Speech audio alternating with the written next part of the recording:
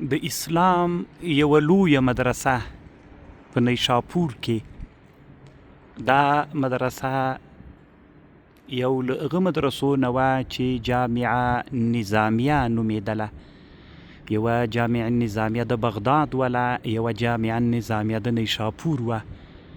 هغې مدرسې ته راغلی یم چې د خپل وخت لوی بادشاه علب ارسلان سلجوقي د وزیر نظام الملک دغه مدرسه جوړه کړله. دا خو یې جومات ته لا مدرسه یې نن بنده ده چې زه راغلی یم، خو دې ته نږدې هغه مدرسه ده، هغه نن بنده وله.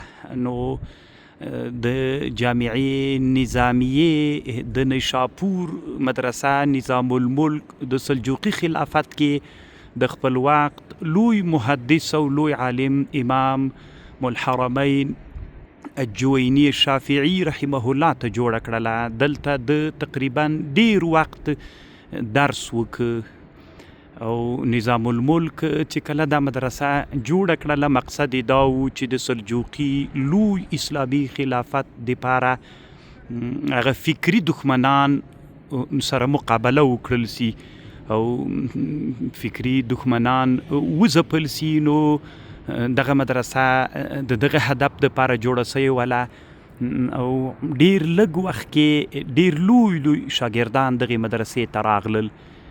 دغه مدرسه کې د خپل وخت لوی فیلسوف عالم امام ابو حامد الغزالي رحمه الله طالب پاتې سوی و، چې بیا یوه زمانه کې چې د دې مدرسې استاد هم بیا امام غزالي رحمه الله پاتې سوی. امام ابو اسحاق الشیرازي د مهذب کتاب مصنف چې امام نووي رحمه الله ورباندې شرح المهذب لویه شرح کړې چې په شافعي مذهب کې یو له مشهورو کتابونو نه ده.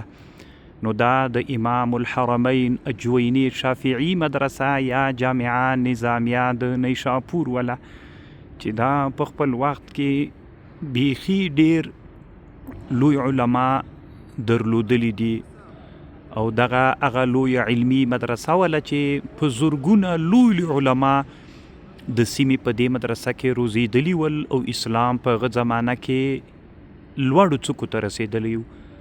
الله عز وجل دې مونږ بیا دغه ارمان پوره کړي چې سلجوقي خلافت مو بیا راژوندی سي.